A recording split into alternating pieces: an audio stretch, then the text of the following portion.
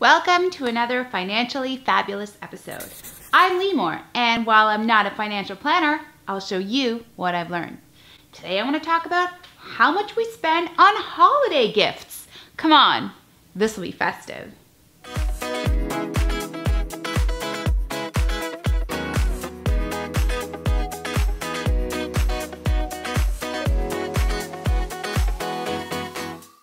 In a recent Rubicon project study that asked millennials about their shopping plans for the upcoming holiday season, the answer was that millennials are going to be spending $1,427 on shopping this year. Holy crap, that's a lot of money. And that was up 38% from what millennials were planning to spend last year. Ladies, that means you and I, people just like us in our 20s and 30s, are going to be spending almost $1,500 on holiday gifts this year.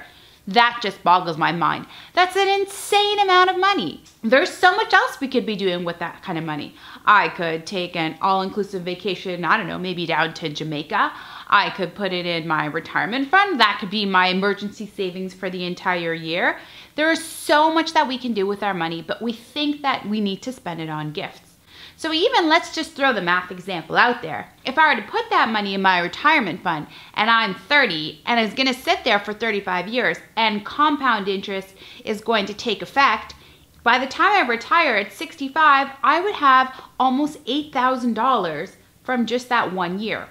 And what's even crazier is if I were to add every year half of that amount, just $700, so if I were to cut my shopping between now and when I'm 65, over the next 35 years, I would actually have over $72,000 just from my holiday shopping. So hold on, we just need to take a moment, take a breath, and think about how much money we're spending. To me, the real question is, why do we need to spend so much money for the holidays? I know, we usually have a long list of all the people that you need to give gifts to. You've got your partner in life, you've got your friends, you've got your family, you've got, I don't know, the bus driver, you've got the crossing guard. Okay, I'm just kidding. Those folks are not really on your list. But when we think about our list, we tend to have a lot of people that we need to give gifts to. I don't know, it's become a little bit commonplace to give gifts to everybody. And while I do think that's a nice thing to do, is there a way that we can maybe curb that? Is there another way that we can approach it so we're not necessarily spending all of our extra money, or in some instances, spend money that we don't even have and then try to deal with all the repercussions and the interest and the debt when we get to January? What about getting together with our family and saying, hey, let's give each other gifts that are useful and we're going to enjoy, but maybe let's cut back on the budget a little bit.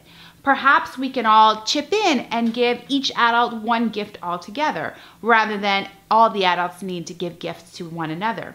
Perhaps you can get together with your family and decide on one joint experience and everyone's going to cover their own costs rather than giving gifts to everybody. There's the traditional, Secret Santa where everybody picks somebody's name, and that's a good option too. But maybe another thing that you can do is even just have a holiday plan. So if you go out and you're in the mall and you don't really have a plan of what you're going to buy, you might say, oh, this is a great sweater for my sister, and oh my gosh, this purse would be great for my best friend. And before you know it, you've spent way more money than you were planning to. And that $1,500 that we were talking about, that might even be chump change compared to what you end up spending. Trust me, the people in your life are going to appreciate the gesture, but it's not a reflection of how much you care about them or how much you love them. That brings me to my tweetable today. The cost of a gift does not equal the value of a friendship. So here's my challenge to you. I want you to enjoy this holiday season. I want you to love being able to give gifts to the people who you care most about. But I want you to really think about how much money it's going to take to achieve that, and then create a holiday spending plan. Look at how much money you actually have without going into debt for the holidays, and then make a very strict plan. Sticking to that plan is going to help you to make it through the holidays, enjoy them, and make sure that you don't end up with a whole ton of debt come January. Did you like this video? Did you learn something? Subscribe to my channel. It's free, and share it with your friends. And if you want even more tips and tricks to make your finances fun and exciting, come on over to limor.money and sign up for email updates. Remember, I'm not here to change who you are or how you live your life. I just have strategies to make you even more financially fabulous. Thank you so much for watching, and I'll catch you next time. Till then, stay fabulous.